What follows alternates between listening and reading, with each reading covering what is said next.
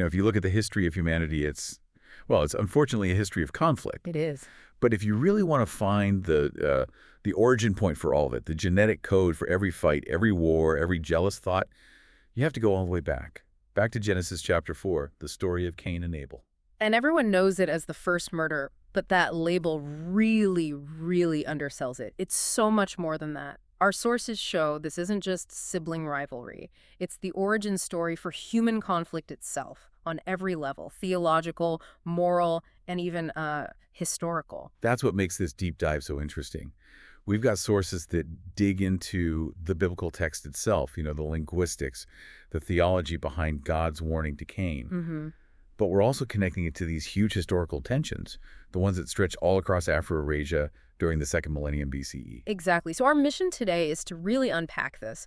We're going to look at why the offerings were treated so differently, get into the incredibly nuanced meaning of God's warning. Which is fascinating. It is. And then we'll show how this dynamic between Cain the farmer and Abel the shepherd is basically a perfect microcosm for this centuries-long conflict between settled and nomadic peoples. Okay, so let's start where it all went wrong. The moment that really lit the match, the offerings. The offerings, yeah. Both men bring something to God, but Genesis is explicit. God accepts Abel's, but not Cain's. So why? What is the huge difference here? Well, the primary takeaway from our theological sources is that it wasn't about what they brought. It wasn't, a simple preference for meat over vegetables. See, I wonder about that. Because Abel brings of the firstborn of his flock and of their fat portions, right? That just sounds better than Cain, who just brings of the fruit of the ground in the course of time. It feels like there's a bias there. And that's a sharp question. Scholars have wrestled with it. But the confirmation we get later in Scripture points away from bias and squarely toward motive. Abel gave the first and the best. The first fruits. The first fruits principle, exactly. It's this powerful demonstration of trust, of honor. You're giving God the best before you even know if the rest of your flock is going to make it. And Cain's offering, in the course of time, it just sounds so casual, like an afterthought. Oh, right, I should probably do this. Yeah. Doesn't have that intentionality, that sense of giving the best part, the fact. Precisely. And the writer of Hebrews actually settles it for us, stating that by faith, Abel offered to God a more excellent sacrifice than Cain. So the core issue was always about obedience versus disobedience, honor versus dishonor. It's a huge lesson. God cares more about the heart, the sincerity, than the actual act of giving. So Cain's rejection isn't really a punishment. It's just a consequence of his own attitude.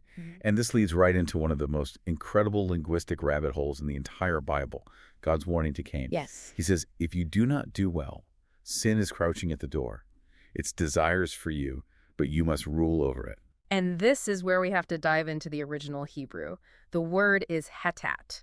Now, if you look at how it's used throughout the Bible, hatat means sin about half the time. Right, the classic interpretation. Sin is a monster at the door. But the other half of the time, it means sin offering, the sacrifice you make to atone for sin.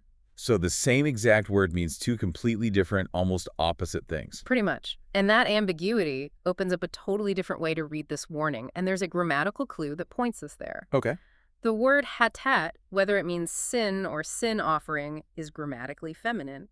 But all the words describing it, crouching, desire, rule over it, are masculine. Wait, hold on. Why would a feminine noun take masculine modifiers? That doesn't make any sense grammatically. It makes no sense. Unless hatat isn't referring to the abstract feminine concept of sin, what if it's referring to the sin offering itself? A physical sacrifice, which was very often a male animal, like a bull or a goat. Ah, so the masculine words are describing the animal, not the idea of sin. Exactly. And the word for crouching, ravats, this really seals it. That word isn't usually used for a predator stalking its prey. It's used to describe the peaceful rest of a herd. Think of Psalm 23, he makes me lie down in green pastures. Same word. Okay, so putting it all together. The other interpretation isn't a threat. It's an offer of mercy. It's pure mercy. God is saying, Cain, you messed up, but look, right here at the door, there's a sin offering, a peaceful, waiting sacrifice that you can use to make this right. Yes. The solution is right here. You just need to rule over it, meaning, prepare and offer it correctly. He wasn't condemned. He was given an immediate way out. But he doesn't take it. He's so consumed by his own anger, his bitterness, that he completely rejects that path. He doesn't take ownership. Instead, he blames his brother for succeeding where he failed. And then you just watch this horrible, devastating progression. Jealousy turns into anger, anger turns into hatred, and hatred leads to murder. He gives in to the very thing God just gave him the power to overcome. Which brings us to the confrontation, and God asks this defining question for all of humanity. Where is Abel, your brother? And Cain's response is just chillingly cold. Am I my brother's keeper? That phrase, keeper, it's so much more loaded than we think. The Hebrew is shomer. It means a guardian, a protector. A sentinel. Yeah. Yeah. So God's question is establishing a universal principle from the very beginning. We are accountable for each other. We are our brother's guardians. Indifference is a moral failure. And as punishment, Cain becomes a wanderer, a fugitive, a Nad. He's exiled to the land of Nod, east of Eden. And the name Nod literally means to wander. It's meant to be this place of constant restlessness, the total opposite of Eden. But the irony is just, it's immediate. The historian Josephus notes that Cain, the wanderer, instantly rejects this. He tries to control his own fate. He builds the first fortified city, he invents weights and measures, he essentially tries to build his own security, transforming culture from one of innocence to one of craftiness and self-protection. That is just such a profound point. The world's first city was built by the world's first murderer. Not out of community, but out of defiance, an act of self-will.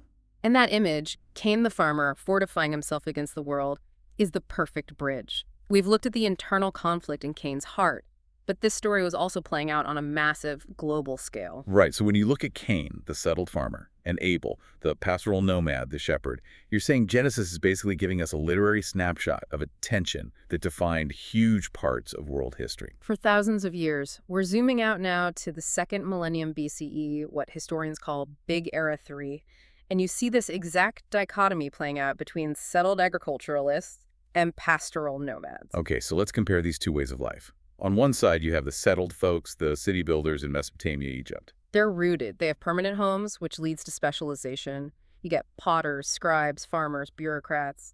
Status comes from land ownership and your social position in a centralized state. They could build up surpluses. But that also makes them a target. They're static, predictable. Very vulnerable. Now contrast that with the pastoral nomads, Abel's lifestyle, who are all over the steppes of Inner Eurasia. Their whole life is about mobility. Everything is mobile. Everything. Temporary homes, social units, or tribes and clans. They move in circuits for grazing. There's very little specialization because everyone is involved in herding. So their whole value system must have been completely different. It's not about land? Not at all. For a nomad, status came from the size of your herd, your personal courage in battle, your military following, and your loyalty. The harsh environment just naturally created these powerful warrior cultures. And you can just see how these two systems would clash. And they did, constantly. The relationship was always unbalanced. The nomads needed the grain and luxury goods from the settled world way more than the settled world needed their extra animals. So that dependence plus their military advantage. It's a recipe for conflict. It is. And during this era, you see these huge migrations and invasions. Sometimes it was climate changeless grazing land. Sometimes it was pressure from other nomadic groups. But often it was just weakness. They saw a settled kingdom that was vulnerable and they took advantage. And we have major historical examples of this Cain and Abel dynamic playing out, right? Absolutely. You have the Hyksos, nomadic invaders who conquered parts of Egypt. You have the Indo-Aryans migrating into India, completely reshaping its culture. The Hittites, who built a massive empire, they started out as pastoralists. So it wasn't just raiding and leaving. The results were all over the map. Exactly. Sometimes it was peaceful trade, other times it was brutal conquest. And sometimes you get this fascinating synthesis where the nomads conquer, settle down, mix with the local population, and create something entirely new, like the Babylonians or the Hittites. So the Genesis story really does capture this fundamental clash between the static, land-based economy and the mobile, honor-based culture. It's history written in myth. And that brings us full circle, back to the legacy of the conflict in the text itself. Genesis gives us two family trees, the line of Cain and the line of Seth. Cain's descendants are all about innovation, but also violence. They build the city. And you get Tubal-Cain, the forger of bronze and iron tools. And you can see the irony immediately. Yes, it's technological advancement, but what you've really done is create better weapons. That increased human capability immediately leads to greater destruction, and soon the world is filled with violence. And the city is the center of all that, both the potential and the wickedness. Right. But then you have Seth's line. Seth replaces the slain Abel.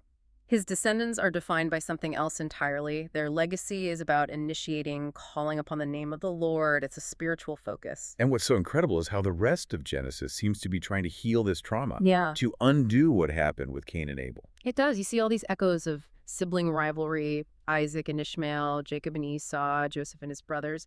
But the tragic ending is subverted. The younger brother might be favored, but he doesn't die. And the ultimate undoing of the curse of Cain has to be the Joseph story. Without a doubt. It starts with pure Cain-like jealousy and hatred. But the reversal at the end is so powerful. You have Judah, the very brother who suggested selling Joseph into slavery, standing before Joseph, who he thinks is an Egyptian ruler, and offering himself as a slave to save his youngest brother, Benjamin. It's the definitive answer to Cain's question. Judah's actions scream, yes, we most certainly are our brother's keeper, even if it costs him everything. And that brings us back finally to Abel's blood.